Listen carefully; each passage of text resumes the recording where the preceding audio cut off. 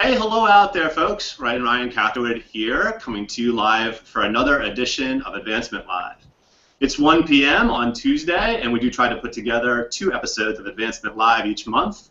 Today is my first episode coming to you from Longwood University. I took a month off in July in order to transfer over from the University of Virginia here to Longwood University. Advancement Live is part of the Higher Ed Live Network. It's a series of professional development web shows and podcasts which are always free and accessible to you in the archives on higheredlive.com and on YouTube. Be part of the broadcast by tuning in live and sharing your insights and questions on the back channel using the hashtag HigherEdLive. I will be monitoring the hashtag HigherEdLive during the course of the broadcast so you can ask questions to today's guests.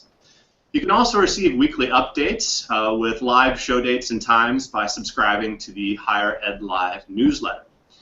So today is a really great show today. They're all great, but today is even greater because I am featuring my first ever family guest who I will introduce to you in just a minute. We have our entire family watching from all over the region, and we'll give some shout outs. But today's show is all about engagement and fundraising in the visual and performing arts.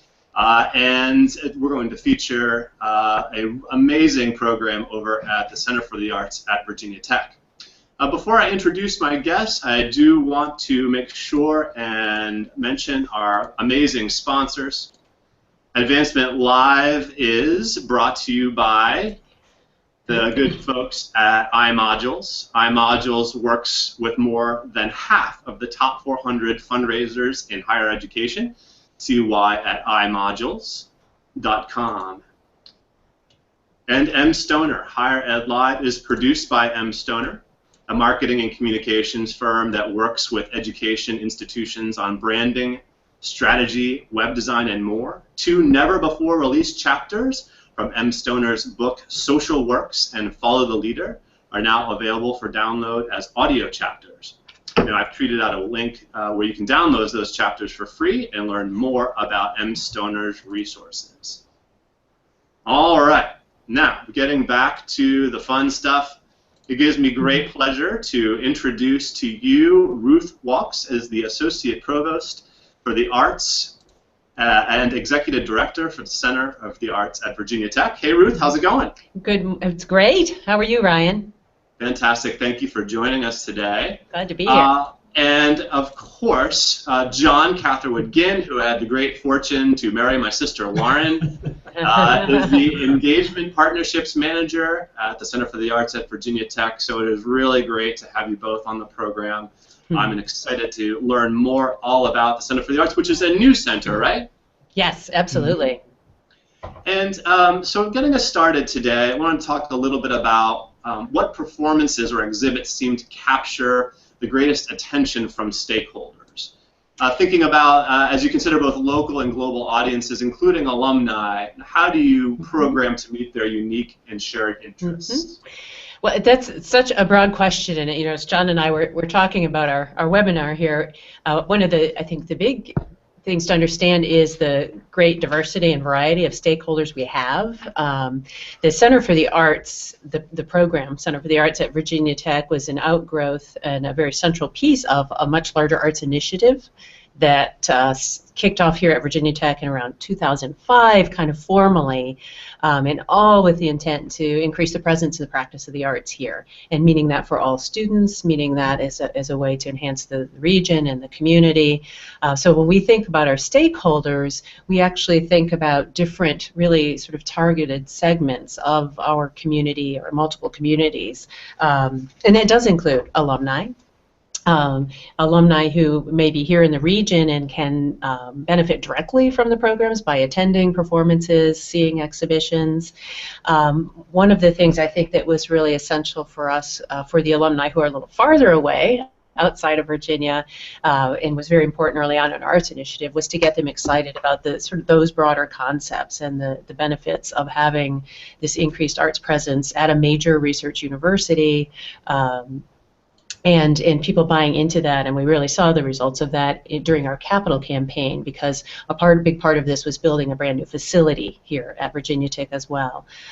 So that was very successful, and I think what really resonated were, yes, the types of performances, the types of exhibitions, sort of the quality and level of artists that we can bring in, and certainly marquee names, Joshua Bell or Audra McDonald, people we've already had here, Martha Graham Dance Company. Those things resonate pretty readily with people. And it's those deeper messages about how this can really impact student learning, students' experience when they're here at Virginia Tech as well. So it's really a multiple-pronged approach, I think, we have, both to programming and to the messaging that we have. Fantastic. And John, what do your alumni want? And have you been able to identify, as you've been able to talk to folks, as a relatively new center on Virginia Tech's campus, how have you gained insights into their wants and desires? And feel free, of course, to follow up on any of the things that Ruth said in that first question. Sure. Well, first of all, I'll say thanks so much, Ryan, for having me on the show. It's really a wonderful opportunity to speak with you and Ruth about the visual and performing arts as they relate to advancement. And just to piggyback on what Ruth was saying a minute ago about the question of what's had sort of the greatest impact or visibility upon some of our stakeholders, I'd like to add, too, that for those folks who haven't been to our region, Virginia Tech is located in Blacksburg, Virginia, which is in southwest Virginia, which, among other things, is the cradle of some pretty rich arts and culture traditions, namely bluegrass music, old-time music, flatfoot dancing, different forms of gospel music. And so we have the great benefit of having this facility that now not only invites artists from around the globe, but allows those artists' work to be in conversation with the rich arts and culture traditions that have existed here for decades. So some of the things that have resonated most, I think, with our stakeholders, both local and from outside, are those things that feature the indigenous arts of Southwest Virginia. So I know some of the photos you have there in stock, Ryan, are of some of the programs we've done in the past that have highlighted the indigenous art forms here. So for instance, the photo you see on the screen there a moment ago was we had a series of performances in what was called the Crooked Road Festival, which the Crooked Road is an organization that has stitched together a series of venues across a 19-county region that have been instrumental in the history of traditional bluegrass, old-time music, flat-footing, and gospel. So as a way of highlighting those traditions, we not only featured a number of big-name artists who grew up in this area of Southwest Virginia, but also coupled that with different cultural practices. The photo you see right there actually is instrument makers. So we had a series of luthiers, that is, builders of banjos and mandolins and guitars, who laid out their wares and talked about the practice of building instruments and how that contributes to the continuation of the rich cultural traditions here in Southwest Virginia. So, so coupling that with some of these big name stars that Ruth had mentioned before, your Joshua Bell, your David Sedaris, the humor writer, has really been a fascinating way to kind of couple the best that's local with the best that's global. We also have a number of really remarkable visual artists from this region. One of whom, there's another photo there in your stock, Ryan, of a woman named Joni Pinkowski, who is a painter. She's lived in Blacksburg for decades, and there was a specific exhibition of her work in a broader exhibition that was focused on landscapes. And by virtue of Joni living, a mile from here, she was able to come down and meet with school groups, talk about her work, and really the center was able to connect her work with a broader population of people within the Virginia Tech community who might not know that we have this amazing talent right here in our own backyard. So to get to your question, Ryan, what alumni want, that is very much an ongoing process, right? Recognizing that there's so many different communities that we would consider alumni of Virginia Tech. We're in kind of a curious and exciting position by the virtue of the fact that we don't have alumni per se. Since we're not an academic department, people don't graduate with a bachelor's degree from the Center for the Arts, we really consider our alumni to be the entire alumni community of Virginia Tech. So with that comes the opportunity to program activities that connect with a lot of different communities and a lot of different people who have different disciplinary interests. So how we sort of keep our finger on the pulse of what alumni want, we've done everything from focus groups with specific alumni communities that have come through. Everything from, there's an organization called Ex Lapida, which are LGBTQ alumni, to the Black Alumni Reunion when they've come to Virginia Tech.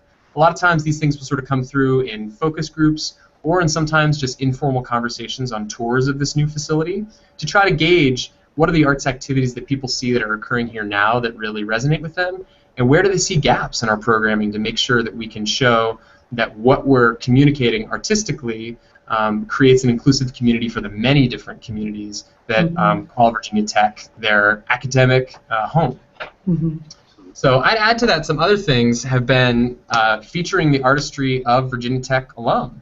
So we had an exhibition last year, I believe, where to commemorate the 50th anniversary of the College of Architecture and Urban Studies, there was a specific exhibition of exemplary alumni artists' work in our 2 galleries, which was this amazing opportunity to have this new space with these folks who had such an impact on the world by virtue of what they learned at Virginia Tech and how they chose to implement that learning in the form of the visual arts, and to bring them on back home for this exhibition we had here. But I'd say, too, that we really see it as an ongoing process. So we, in my role, doing partnerships and engagement, it's incumbent on me to be building connections with our partners over in alumni relations, to really determine what are they hearing from alumni groups, who are new alumni groups that we can be connecting with, and what are different avenues for those connections to happen, recognizing that all of them have something really unique and valuable to contribute to what we do. One thing, Ryan, I would add to the question of alumni, and another benefit of we can serve all alumni, is that we have great reach with individuals who are interested in the arts and the kinds of things we're doing who have no other connection to Virginia Tech as well. So it's similar to the way actually athletics does in our area. We don't have professional sports teams in the region down here. So Virginia Tech football, for example, becomes entire Southwest Virginia's major sporting team. We can have that kind of a reach as well in a broader community here for people who aren't alumni but live here and really can benefit and sort of reap the benefits of what we're doing. Yeah, and certainly as someone who is married to a Hokie, I can attest to the sort of all-encompassing nature of the athletics program. Sure. But certainly I'd imagine the Center for the Arts has a very similar reach, and the programming it provides, there seems to be something for everybody, I'm sure. Or at least that's the goal, right? Right. So, if a renowned artist makes a stop at Virginia Tech, what's been the most effective engagement techniques that impact attendance or ticket sales? Yeah, it's the engagement is so much at the heart of what we do that I always like to sort of flip that around and make sure people understand that we don't do engagement so that we can drive ticket sales. But in fact, as I had said to staff in other places, our bottom line really is about the engagement. And absolutely, we want people at performances and in those seats, because if they're not there, they aren't going to gain from what we're doing. They aren't going to have their lives transformed. But really, it's the engagement at the heart of it. And I think as we've been developing here, if you have somebody who's a well-known artist and people are familiar with their music, that in itself is an attraction, and people are looking for that. I think the diversity of performances is a real bonus. So we do really span a lot of different arts programming here. We bring in artists who also are complementary to other things that are in the region.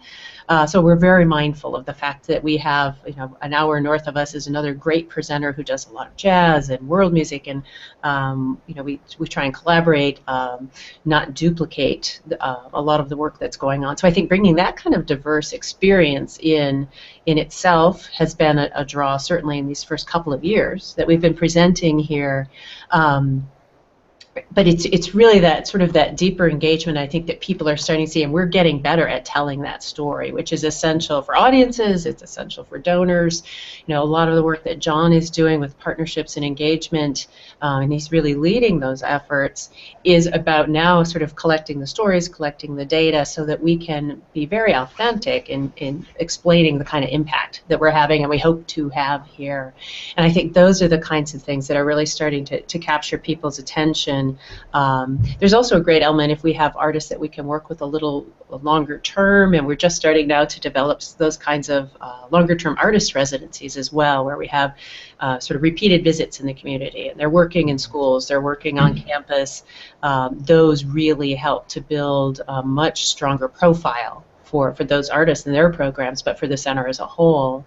And I think John, has just done an incredible job already in our really short 2 years in these new facilities in establishing great metrics that we can start to move forward with, partnerships, and just as in development, all of our programming relies in great part on relationship building as well, and I think that's why his is such a key role here, both programming and in terms of development. So John, you can speak to a lot of the specifics, I think, around our engagement.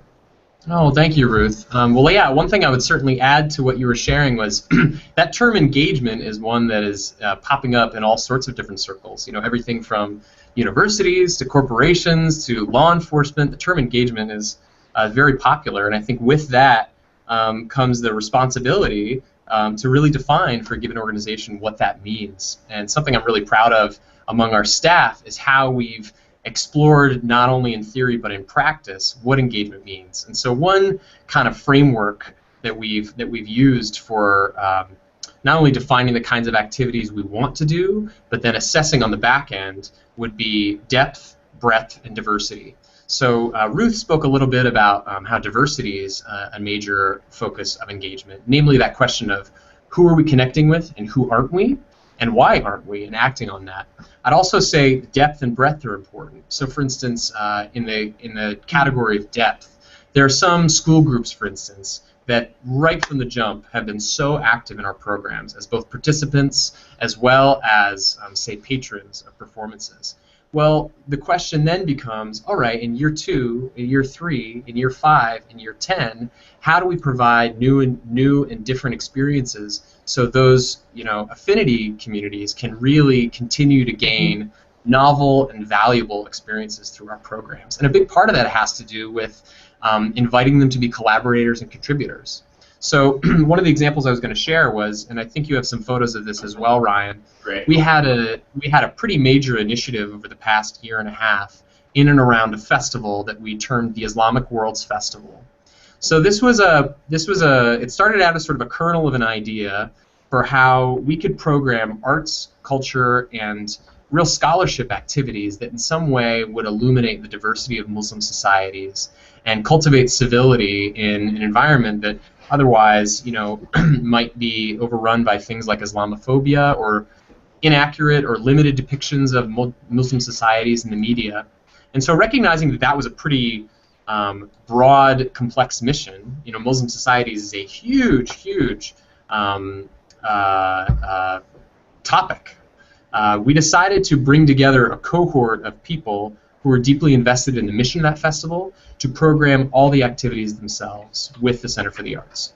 So these were students at Virginia Tech, faculty members, community members unaffiliated with the university who came together on a bi-weekly basis for a little over a year to start from the point of identifying festival themes to doing research of literally hundreds of artists and scholars that they could bring together for what became ultimately a 6-day festival that featured everything from gallery talks to hip-hop performances to any number of different activities.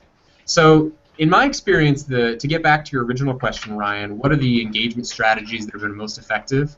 Perhaps this is my bias being in the realm of engagement, but those activities for which people outside the center are really essential in defining what those activities will be, that is, they're true collaborators, those tend to be the things that have the biggest bang for your buck, because people from the outset feel a sense of ownership, responsibility in what's being defined, and as a result are the ones who can be the advocates within their given communities for this is what it is, and this is why it is, and this is why you should be there. Could you guys elaborate a little bit more? I'm fascinated on the topic, perhaps specifically of the Islamic Worlds Festival, about impact. Right? How do you know when a festival like the Islamic Worlds Festival has an impact? Or what are some of the indicators that you noticed before or after, before, during, or after it happens? Anecdotally, I know we did some debriefing with those who were on our planning team, the students who'd worked on this. I mean, there's the obvious participation, who comes to the programs, who participates. We had huge participation from the students from our Muslim Student Society and the other groups here on campus. One of the students, I think it was one of our students, commented that they also noticed someone from the greater community who, a couple of people who kind of peeked into some of the events that we had done, maybe were a little cautious, weren't quite sure what's this big university over there doing, but by the end had really kind of come in and were participating and saw it as something positive for the community and for their community as well, which I thought was really insightful that this student picked up on this, but something that's really important to us to know too, that we're not just sort of doing these great things and then not considering the impact on our ongoing community, the people who live here as well. And then John and one of the grad students who work closely on this are actually doing some very specific evaluation and follow-up on impact. John, you can speak to that. Sure. So yeah, in addition to what Ruth was saying about participation being, of course, one metric, how many people showed up for different events, how long did they stay there, where are they coming from, we really wanted to dig into what people were learning and how the activities at the festival did or didn't contribute to their personal development or sense of community. And so, you can read lots and lots of literature about the murkiness or the seeming murkiness of trying to assess impact of arts activities, recognizing that arts activities are multifaceted in presentation, and they tap into something as complicated as the heart, which is a difficult thing to assess, right? But what we did in order to come up with some real specifics for what we were looking for were, there was in tandem with a graduate student who was working with us, Sarah Halverson-Freed, we developed a qualitative research study where there were a series of questions in a series of interviews that were tailored to the themes of the festival. So in this case, the planning team had defined that they felt the most important things this festival should explore through arts activities and scholarship would be the topics of gender in Islam, crossing boundaries, which was sort of defined as the historical precedent of Muslim and non-Muslims collaborating as a specific challenge to the false notion that Islam is an insular religion and Muslim societies in turn are insular cultures. The third theme was words. So what's the presence of language in Muslim societies? How does language get turned on its head, perhaps by some media outlets when talking about Muslim societies and the relationship between faith and culture and things like that? It was focused on colors, was the fourth theme, which was really about diversity. How do we showcase a variety of Muslim societies to show that that they are manifold and different, and they have things to learn from one another, as well as for those outside the Muslim community. And then there was a fifth theme as well that was called What Islam Means to Me, which was really about inviting people, Muslims and non-Muslims alike, to step forward and articulate what their associations were, personally, intellectually, emotionally, what have you. So starting with those 5 themes, this qualitative research study aimed to create questions that were tailored to those. So everything from, if you want a question for a student might be, if you wanted to learn more about Islam here in Southwest Virginia, where would you go? There's a question about resources, right? How would you describe the relationship between genders in the religion of Islam, for instance? How is that challenged by images or things you heard in the festival? These are just examples of some of the questions. So to sort of give you a big picture, these questions were posed to both members of the planning team that I mentioned earlier. These are the folks who were really in the thick of it from the outset, planning all the activities, really know what the intentions were, the nature of the artists, as well as a cohort of undergraduate students who had no affiliation with the festival, who really prior to a month before the festival happening, many had no idea it was happening, but at the invitation of joining this research group, agreed to sit down with our researchers to have a series of conversations pre-festival, during the festival, and after the festival, where they would answer these questions.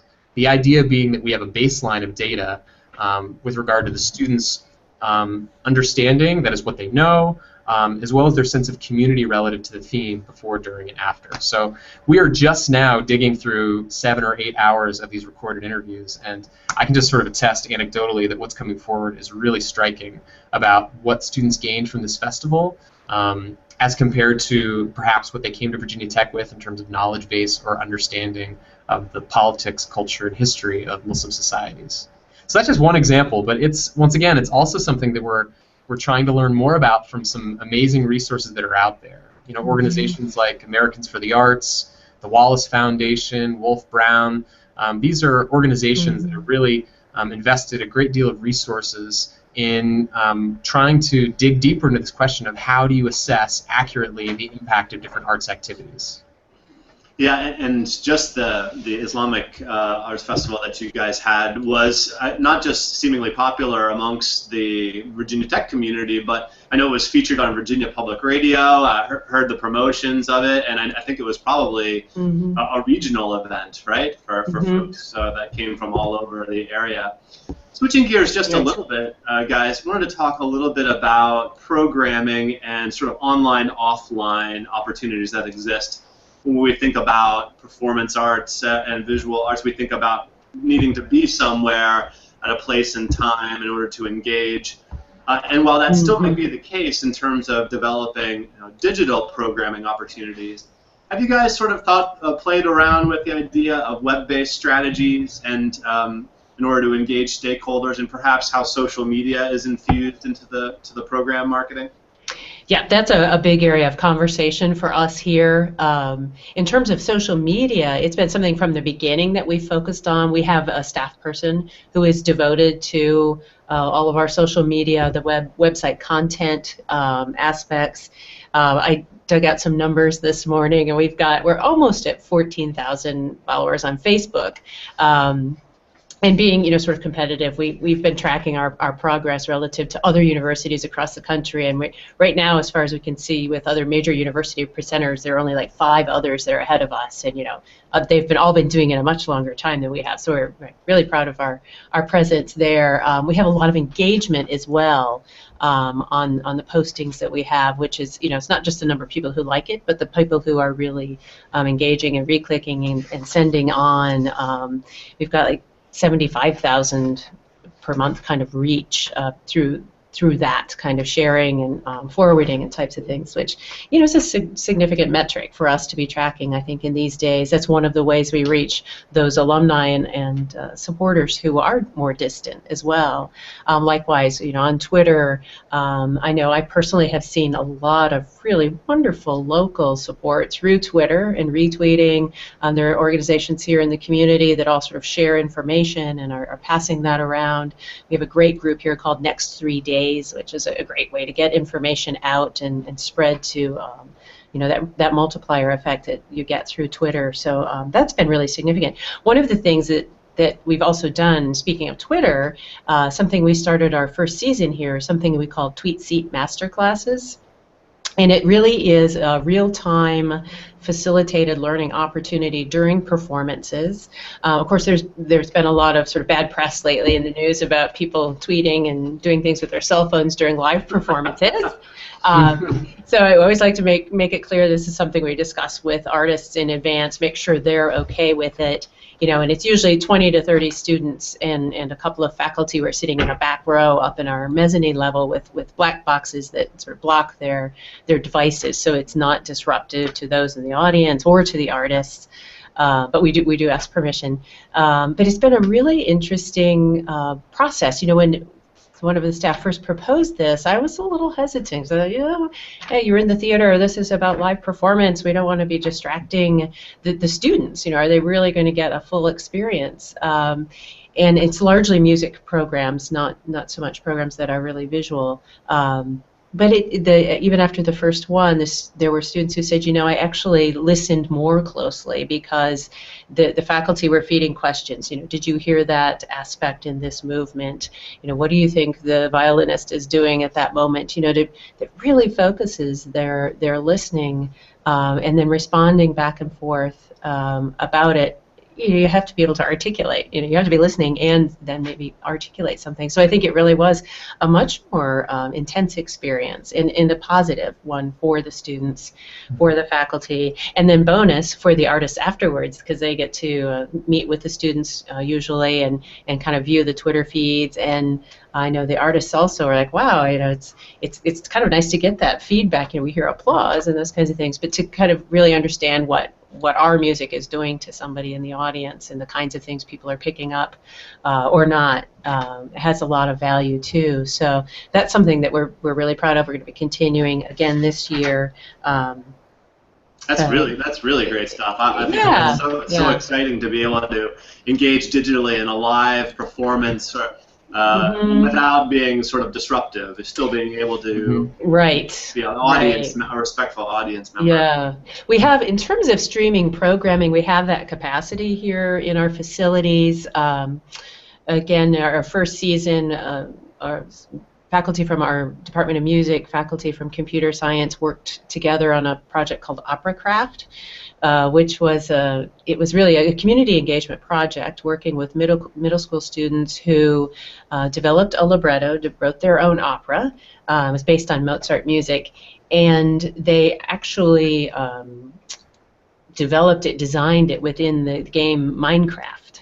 So what we ended up having was a giant screen with characters and scenery and sets and the whole 9 yards for an opera that was built in Minecraft, but with live singing by Virginia Tech students and performance. The students who programmed it were operating the avatars. It was a wonderful 20-minute opera, which we're going to be doing this again this coming December. But that was streamed live and had, John, I don't know if you remember, it was like hundreds of thousands of hits. I mean, it was just like sort of this viral, wonderful thing. But it kind of hit all the points for us. It was engagement. It was about music. It was about technology, and the creative technologies in that whole realm is really critical to what we're doing here, and why we have the arts at Virginia Tech as well. So that's another great example. John's working closely with a rural community nearby. John, I don't know if you want to talk about that project. Yeah, certainly. So there is about an hour and a half from Blacksburg, where Virginia Tech is located, is a small community known as Rural Retreat. And Rural Retreat, as its name would imply, is just that. It's quite a rural community, and yet it was very instrumental in the history of Southwest Virginia, insofar that there's a depot on Main Street, a train depot, which was a major outpost as people were moving west. And Rural Retreat, among its various claims to fame, is at one point it was the cabbage capital of the United States. Well, as time has gone on and the agricultural workforce has diminished, Rural Retreat has really found itself in a position where they want to explore new options for how to revitalize, as many rural communities are around the United States. So a group of local leaders had come together to revive that depot, the little photo you saw earlier, which itself is it's not a functioning train depot any longer, but is certainly an important emblem of the community's history. And so with this cohort of folks in Rural Retreat, in this community that it's really instrumental in the history of Southwest Virginia, folks here at the Center for the Arts have opened up a partnership whereby there's a vision to revitalize that space, the depot, into one that would be capable for community gathering and specifically streamed content backwards and forwards. So what does that look like? Well, a cohort of artists or youth or interested community members in Rural Retreat could ultimately gather in the depot, and we here at the Arts Center could have, whether it's performance or a class that's happening in our galleries, have reciprocal communication going on between the two spaces, which is, in my estimation, kind of the extension of the land-grant mission of our university into the 21st century, because suddenly folks in Rural Retreat are benefiting from the arts and cultural activities that are happening here on campus of Virginia Tech, and likewise, people here in the Virginia Tech community are gaining wisdom and perspective on the folks who are living in Rural Retreat as they're sharing the history of their community, the ways in which they're developing economically, the arts and cultural traditions there. It's this kind of perfect way to blend these two communities by creating this online stream. So that project's a little far off because there's some questions about building infrastructure and partnerships on both ends. But that's an example of the kinds of things that we're embarking on as we explore this question of how does an arts presenter that's really about the live, present moment reconcile the realities of today, which is that people are used to and comfortable with and interested in these kinds of online mediated spaces. Mm-hmm. And not only that, the opportunity and the ability to be able to look at a performance of one kind or another whenever it is that they want. You know, so it may be recorded live, just like this show is, but a very small percentage of folks are actually watching the broadcast live, whereas they're able to engage with it whenever they please. Right. That sounds like all of that stuff, you guys. Sound is absolutely amazing and really, really an unbelievably optimistic future for you folks at the center. Can we switch gears just a little bit and talk about some measurable outcomes? In doing a little research about the show and the program and thinking about it, there really is two different forms of transactions that are equivalent to the box office sales as well as philanthropic giving. Right. Are they both equally important? Which is some of the challenges that you have in terms of programming that positively influences box office sales or giving, or both?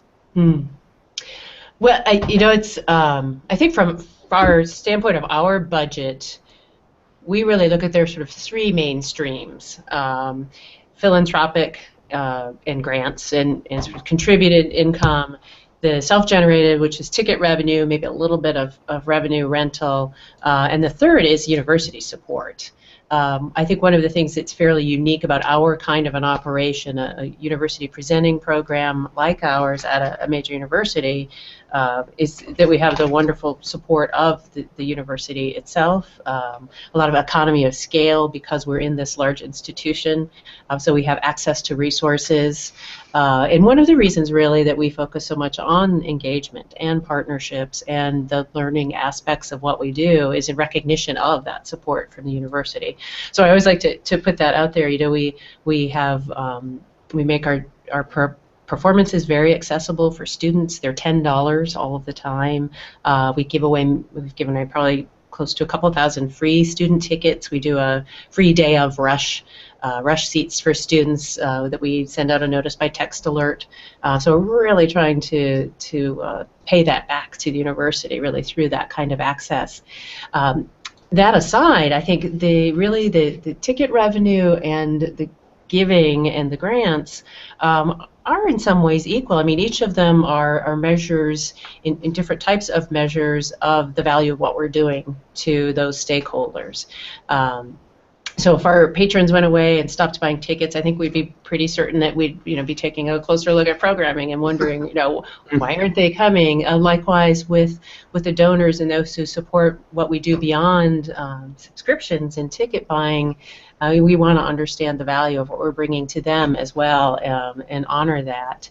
And we've been very fortunate. I'm not sure if I mentioned earlier, but in terms of our capital project, overall this new facility that we're in was a $100 million facility, and $32 million of that came from private donations, which was a tremendous undertaking, particularly at a university that does not historically have a deep history of support for the arts. We have wonderful arts programs here, but those had not been highlighted really so much in the past. So it was a tremendous effort to do that. We had support from the state government as well, and from the university. So it's always kind of those mixes that we have. And I think likewise we want to sort of mirror that in our annual giving, endowment, and so on, which will support our programming here, so to make sure we have that kind of a balance, because they can kind of say different things about what we're doing and how we're benefiting the communities we serve.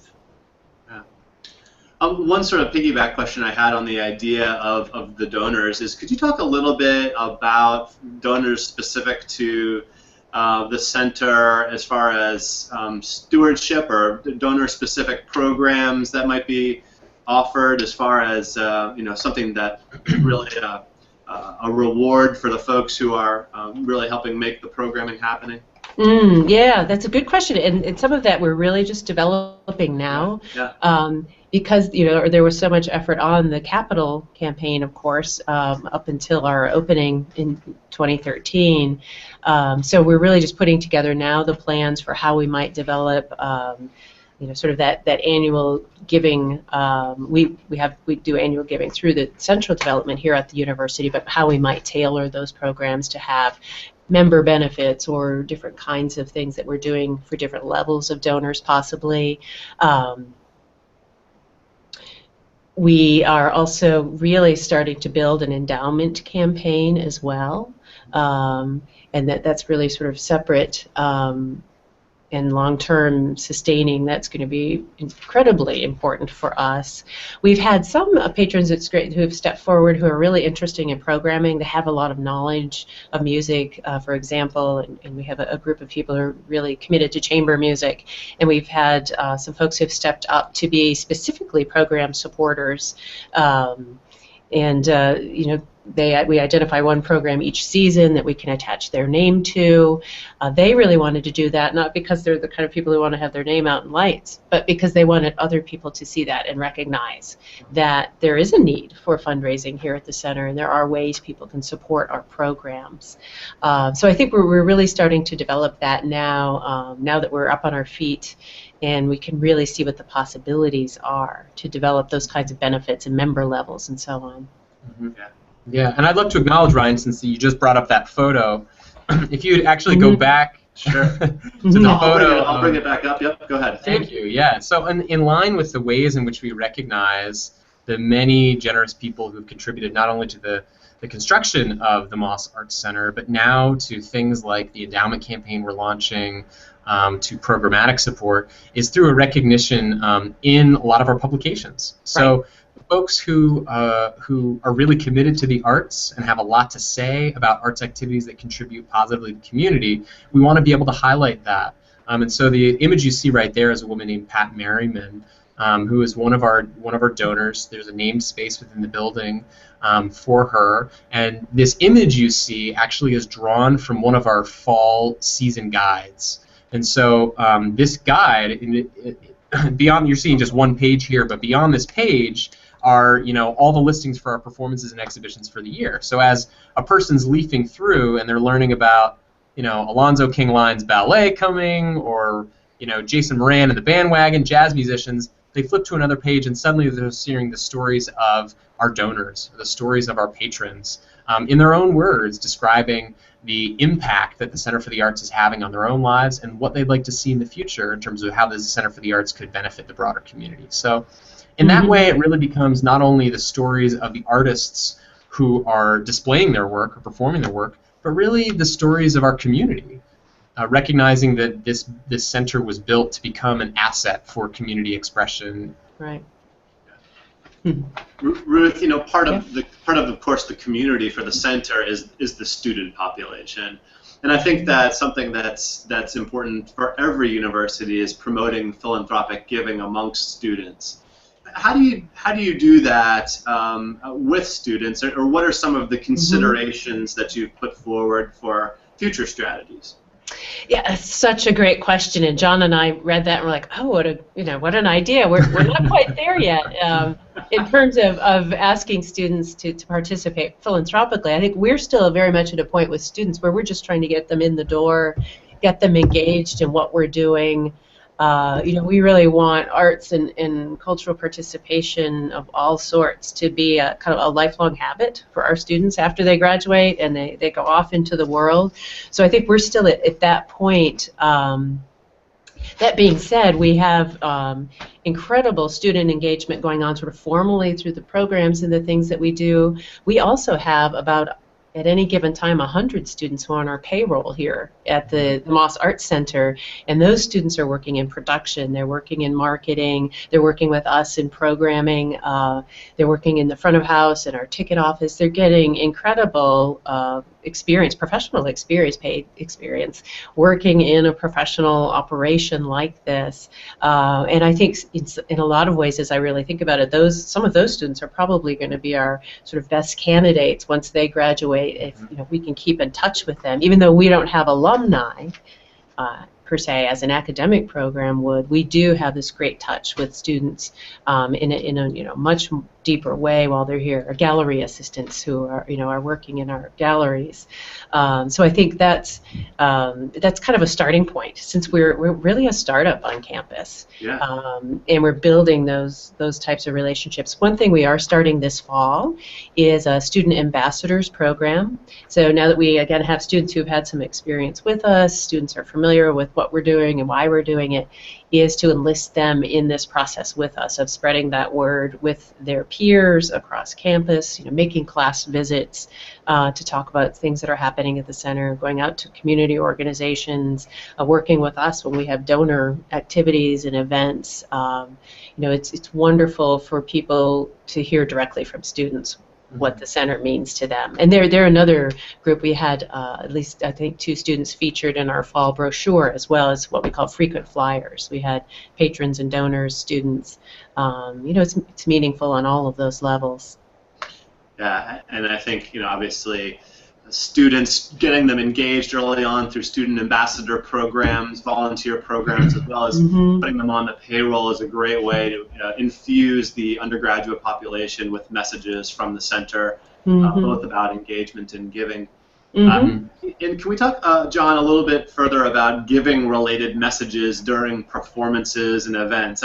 There's always a wonderful sort of cross-promotional opportunities, we'll call them, as far as that goes. Yeah. In programs or other locations around the building. Could you talk about a few of the ways that you do that? Certainly, yeah. So one has to do with simply the infrastructure of the building. So for instance, in recognition of the donors that contribute to 1/3 of the cost of the construction of this building, there's a very prominent donor wall adjacent to the theater. So that little aisleway you see there, that's the primary entrance to the orchestra level of the theater. So as all of our patrons are walking the theater space, they suddenly see their neighbors who were willing to contribute to the construction of the facility. In addition, though, the building is filled with messages. So there was a recent campaign that concluded, which was Name the Seat campaign, where donors could have a particular seat based on the scale of their donation, could have a seat with their name on it. So when people walk in the building, they suddenly see that either a seat that they've named, or folks that they might know from the community who have come forward to support the center's work. And of course, curtain speeches. So because we're in the business of live performance, really gathering people together for shared experiences, there are lots of opportunities to speak directly with a crowd of, in some cases, 1,200 people about the major impact donors are having on the Center for the Arts, the Virginia Tech community, and then to extend that invitation for more people to contribute. So Ruth will quite often give curtain speeches at the outset of a show where, beyond the sort of typical remarks about please silence your cell phones, more importantly, she's highlighting the really rich ways that the artists are engaging with students on campus, with members of the broader community, and the role that donors are playing directly in contributing to our programs and our sustenance. So that's another great avenue to be able to share some of that information about our donor activities and to really extend that invitation. I'll also say too that Ruth had mentioned earlier that this is sort of a new territory as we're exploring different avenues for engaging donors and prospects through arts activities, and one would be specific arts events with our visiting artists for donors or prospects. So we have a pianist named Anthony DeMare who's coming in a matter of several weeks, and he's doing a program that is that are sort of concert pianist adaptations of the works of Stephen Sondheim, the musical theater impresario. And so recognizing that he's a phenomenal artist, he has a lot of interesting things to say about this kind of adaptation of the works of this really eminent composer. We're having a specific event in partnership with an entity on campus for alumni of the university, where they get to meet Anthony DeMare, hear about his work, and have a really intimate, rich engagement. The idea being that it's a thank you to those who have given and an invitation to those who haven't but might consider doing so. Sort of like exclusive access, if you will, to some of the future performers. That sounds like a really great way to engage those donors and in something that's a special opportunity just for them. Go ahead, Ruth. Yeah. Oh, I was just going to add. I think that the access is a benefit to our donors in a lot of ways. We earlier this summer, we had a really nice luncheon with some of our key donors, women's luncheon. Those who have been supporting us, those who come as patrons, kind of know us best. And we really sort of facilitated some small table conversations around a few key questions. And our role there was really just to listen. It was, how can we do better? What do you need? How are we doing with donors? What kinds of things? And a lot of times it was sort of access, access to me, to our staff, to have sort of those behind the scenes experiences, to understand, again, the stories and the deeper understanding of what we're doing here at the center and why. I think they really want to be a part of that and feel like they're part of the family that's putting this together. That was really important stuff for us to hear. Absolutely. And guys, before I let you go, I did think of one more question. And John, in our pre-show call, you had mentioned that there's this great sort of opportunity to discover alumni performers, artists, alums who are out there really making an impact on the world that perhaps you guys weren't aware of, folks who had really blossomed after they graduated from Virginia Tech. How do you go about discovering these folks? Is it primarily word of mouth, or what are some of the mechanisms, and who or what have you discovered in the process? Well, I mean, in a word, remarkable, the number of artists we've discovered already. Something that we haven't mentioned so far in this webinar is that with the construction of the Moss Arts Center has also become this push on a university level for what's called Arts at Virginia Tech, which is really about elevating the arts activities that have existed here for decades and really weaving them together more holistically so the university can communicate, look at this rich arts activity that's happening. And of course, as anybody in alumni relations will attest, as the message becomes clearer and more elevated, this kind of boomerang effect of alumni who are active in the arts, to take one example, will start to make themselves known. And so in addition to alumni contacting the university saying, hey, I'm working in New York, or I'm working in Chicago, or I'm working in Abingdon, Virginia, this is the kind of work I'm doing.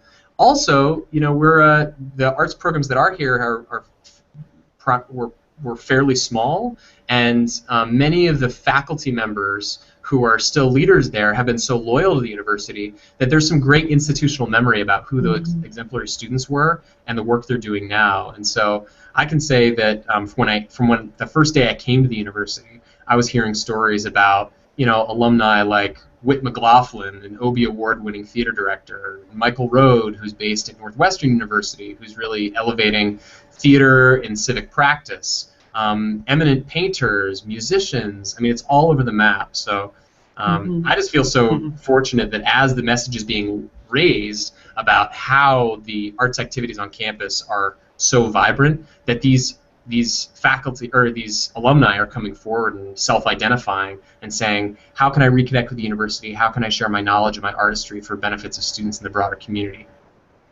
Fantastic. Yeah, such an exciting work environment that you guys have there at the Center for the Arts at Virginia Tech. Really exciting programming. It's great, John, that we get a chance to talk engagement in our family time when we get the opportunity to do so. I want to thank John and Ruth, you both, for joining me today on this edition of Advancement Live. It's been a real pleasure. I'm sorry, John, that it took this long to get you on the program. Yeah. That's fun. We'll have a second episode to talk about our kids and our wives and all that. There you go. I'm sure lots of folks will want to watch that one. Probably the same folks who are watching right now, right? That's right. Yeah.